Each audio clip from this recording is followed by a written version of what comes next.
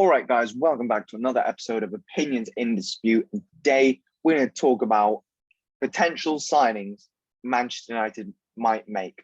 Welcome back to the transfer show. This is your host, Dongwook Kim. We're going to get straight into some transfers that I would like to see Manchester United do. Some outgoings, some players that are going to come in, and, all the rest. Be prepared for a great show. All right. So I got the presumptive starting lineup loaded onto my screen here. Obviously, this is going to be when everyone's fit and healthy, full strength United. This is how I think we'll line up. Obviously, we got an excellent player in Jadon Sancho who can sort of go on this right wing, cut inside as well, can do all sorts of fancy dribbles, get past a man. I think he's going to be excellent. And I think he'll be the best player on that right-hand side since Cristiano Ronaldo left us in 2009, I think. And he's going to be great support for Wan-Bissaka, who hasn't had much support on this right-hand side.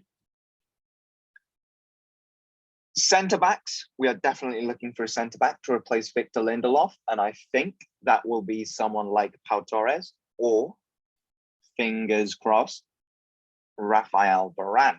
Now, I have said on my Instagram page, which you can check out, Opinions in Dispute, the Rafael Varane deal is 75% done. Agreed agent fees, agreed all the terms and conditions. He wants to come to the Premier League. He changed his agency to a British footballing agency. Looks like he wants to move to the Premier League. Looks like a move to the Premier League is imminent. But there is always a chance that this might be Ramos all over again. Because Ramos, he was, we were all saying, he's basically a Man United player, Sergio Ramos. Look what happened. He was using us as a tool to get a bigger contract of Real Madrid.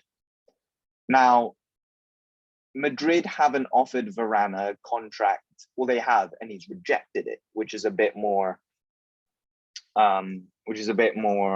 reassuring. But Madrid could always come in with that big offer and Varane could always stay, which is a worry. If Varane does come in, he would slot right in. And guess what? That back line is really shored up. I know I have Dean Henderson in goal, but that's because I think Ollie will play Dean Henderson over David De Gea. You already know my opinion on that. But I think that back line is excellent. It's the best back line in the league. And you could always say, Man City or whatever. I think that's the best back line in the league. The thing with Pau Torres is if we get Pau Torres, he is a left-footed centre-back, so we're going to have to play him next to Luke Shaw. So this is what our back line is going to look like if we do get Pau Torres from Villarreal. He's actually going to cost more than Varane, by the way. The Luke Shaw-Harry Maguire partnership works so well to a point where I do not want to mess with it. I just want to get a right-sided centre-back to play next to Wan-Bissaka and shore up that right-hand side of the defence. If Pau Torres comes in, Maguire and Wan-Bissaka is going to be a new partnership. Obviously, Torres and Maguire is going to be a new partnership. And Shaw and Torres is going to be a new partnership. That's going to take some time to bed in. And I know Pau Torres, he's much young. I think he's 5 years younger than Varane. Looks to be an up-and-coming, really good prospect. But I think keeping Maguire on this left-hand side is very essential. Because you've heard Maguire say in multiple interviews, you get a lot of confidence when the player next to you is playing with a lot of confidence. And I think Maguire and Luke Shaw play so well off each other that I think pushing Maguire over to the right-hand side would not be the most ideal situation, let's put it that way. So I think if we do get Varane in this situation, it would be much more beneficial. As for the CDMs, obviously, we would like to keep Paul Pogba, but we have to be aware that he has 1 year left on his contract, which is never a good thing in terms of football, because he could always run his contract down and leave in a year for free. Therefore, if he doesn't sign a contract, I think we should sell him. if he's adamant that no, I'm not signing a new contract, we should sell him. We should sell Paul Pogba and play Donny van der Beek in this position, which he can do. And I don't know why Ollie doesn't do it. Or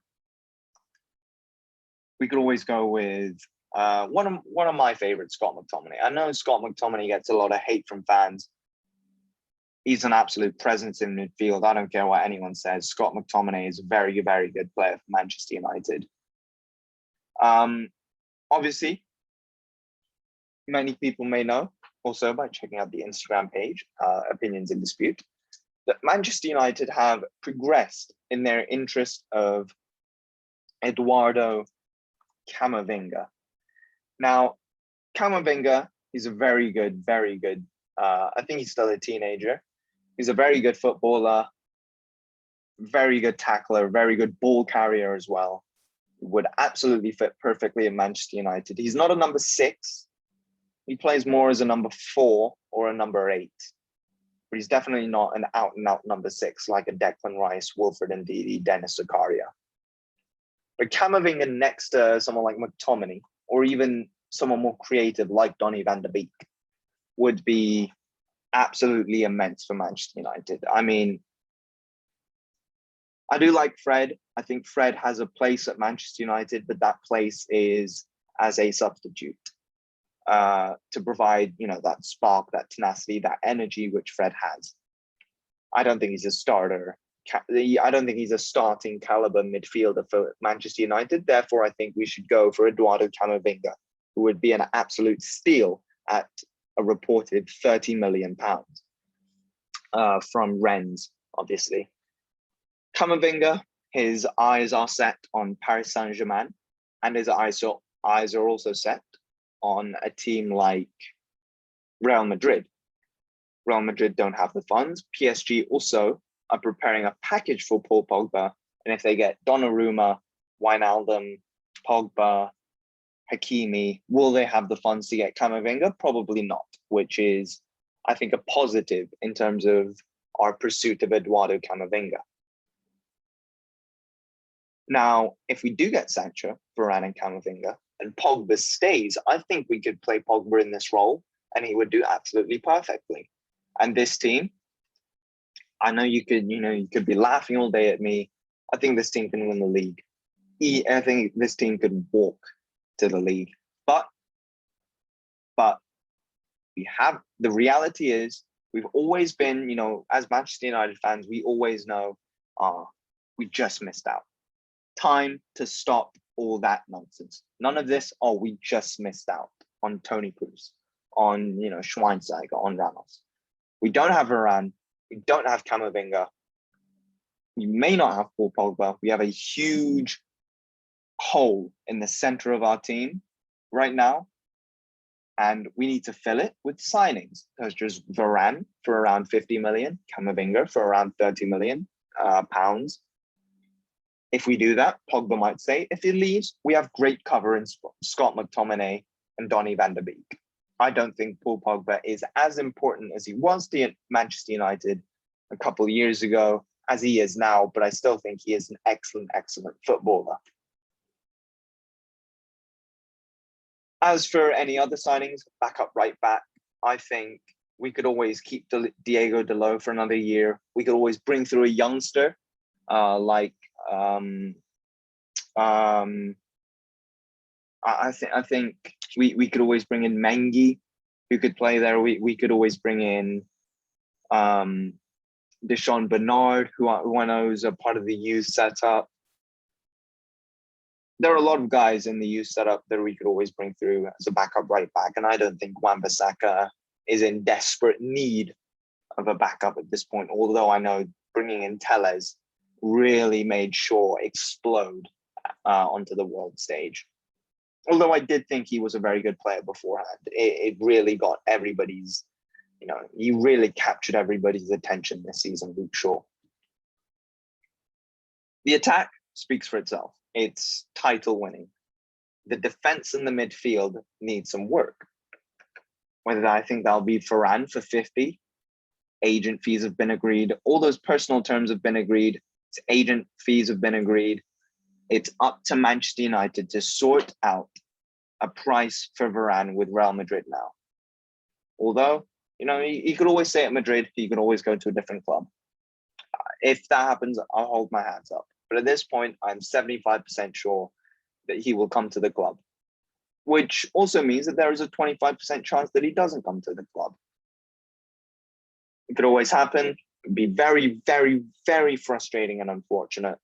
But those things do happen, although they shouldn't be happening to us.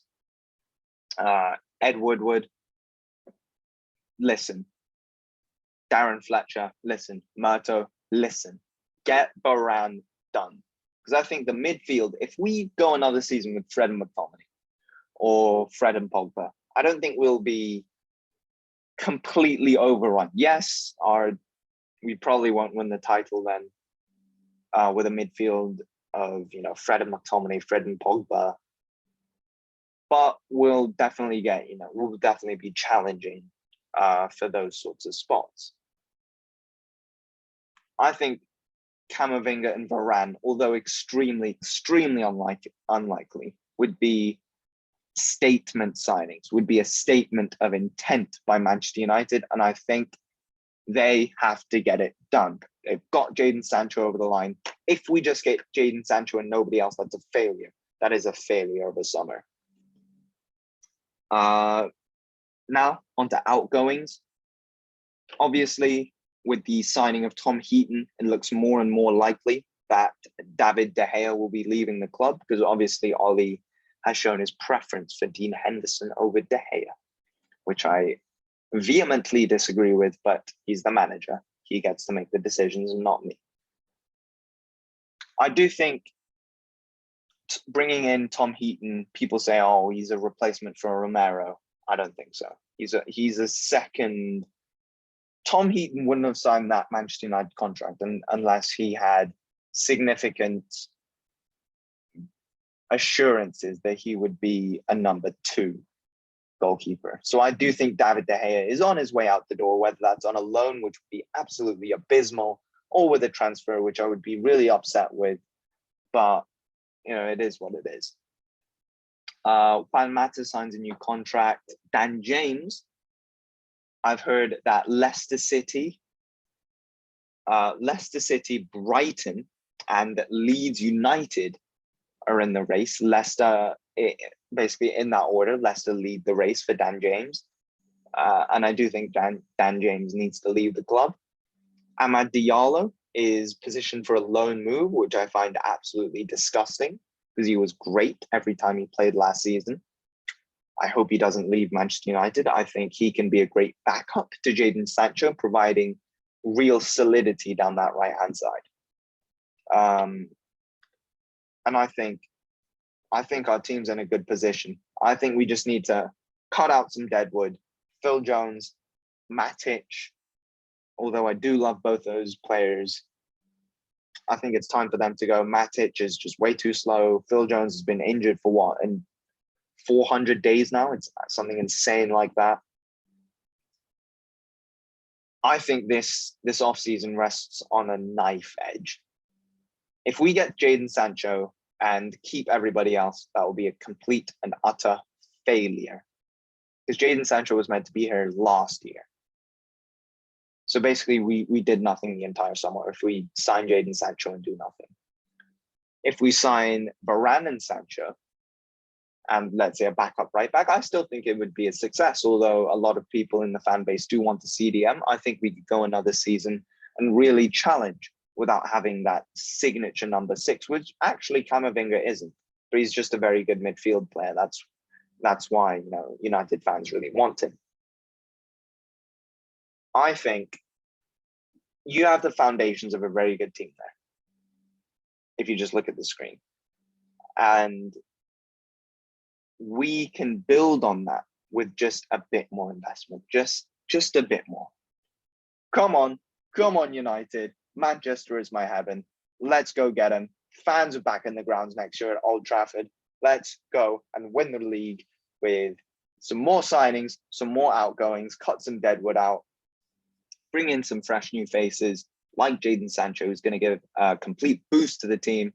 come on United. See you all next time.